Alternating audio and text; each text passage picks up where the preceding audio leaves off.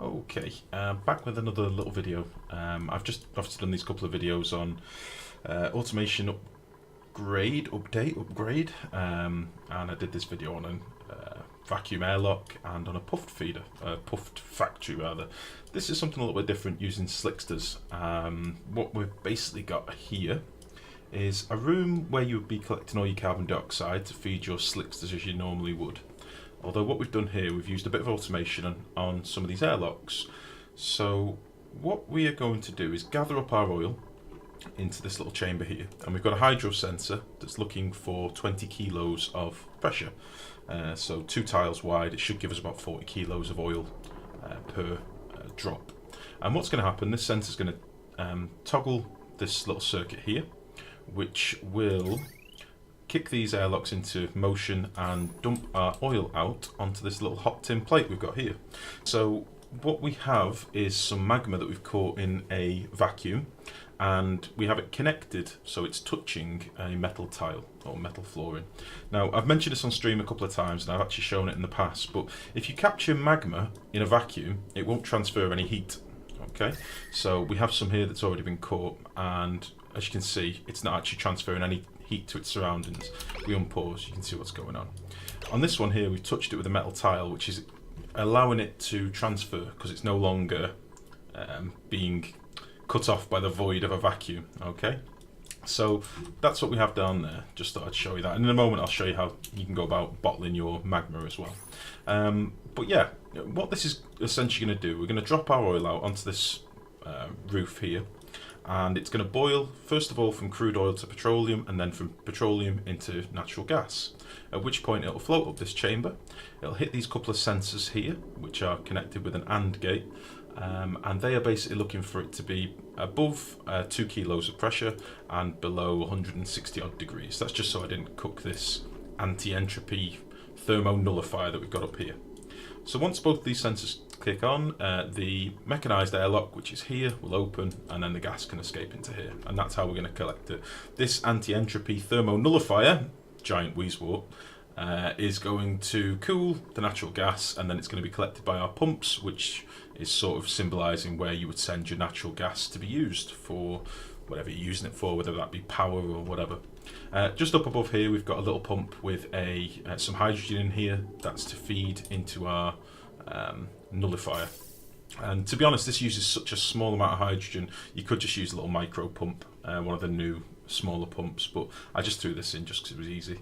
And yeah, that's about it really. So what this system does, if I unpause, once we get some oil through here, as I say, it's going to dump down this chamber. Now, we used a similar setup to this in the puffed factory over here, which was moving our slime and dropping it down.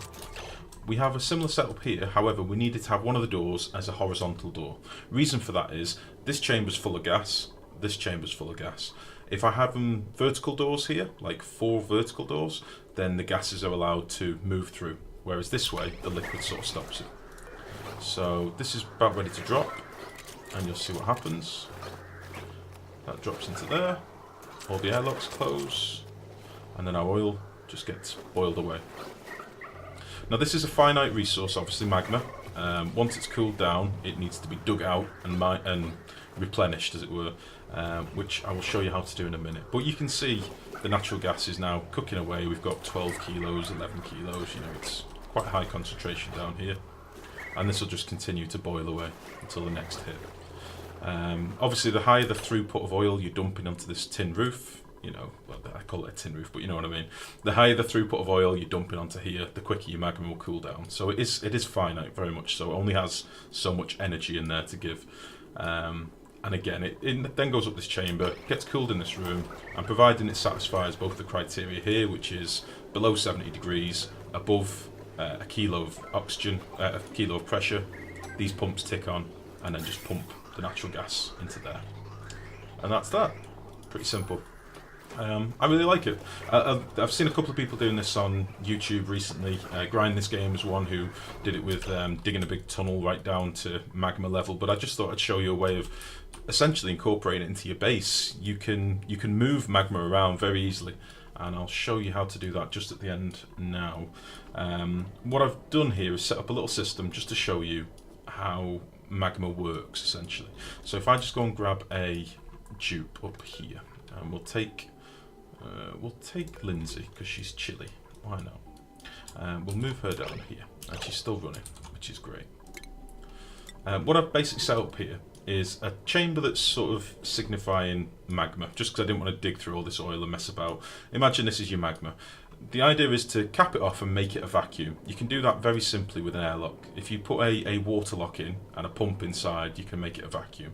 What we've then got is a pitcher pump that's submerged in the magma. Make this out of abyssalite or whatever, it doesn't really matter, just as long as it can withstand the temperature of your magma.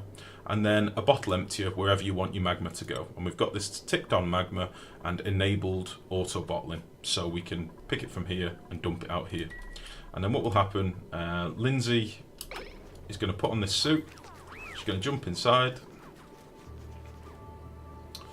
take her magma and pop it in there. And providing you've not got anything else in contact with this magma, providing it's a vacuum and nothing else is touching it, it will remain exactly the same state, it will keep the same temperature, just like this has up here. And it's very easy to do airlocks. It's not transferring any temperature into the room because it's a vacuum. So nothing's in contact with it, meaning that you could just use normal water. That's why I've used water and oil here, just to show that an airlock in this sort of setup is really easy to do. And all you need is a pump in here to make it a vacuum. Once it's done once, that's it. And that's how you do it, really. Very, very simple. So it can actually be done in your base. You don't need to dig right down to the bottom of the world and build your setup down here. You can actually incorporate it into your base. And as I say, once this cools down and turns into igneous rock, you just need to get in, dig it out, and put more magma in, which you could do again if I had a little an airlock here, so that the gas didn't, and no gas came into the system. I could just knock out one of these airflow tiles, put a pump in, and away you go. So that's that. I just thought I'd show that. I thought it was a slick little way of messing with slicksters. That sounds terrible. Yeah, I thought it was a nice little way of incorporating slicksters into automation. I'm next going to be looking at something with hatches, I reckon, a hatch feeder. But this was quite a nice little method for tying the two things together. Boiling crude oil, making the crude oil, and delivering it without cooking our base in the process. That's the other benefit of this. The temperature is obviously voided very quickly. So yeah, that's that, guys. I just thought I'd show you that. Yeah, I'll be back with probably some more automation upgrade stuff very soon. Take care. Bye-bye.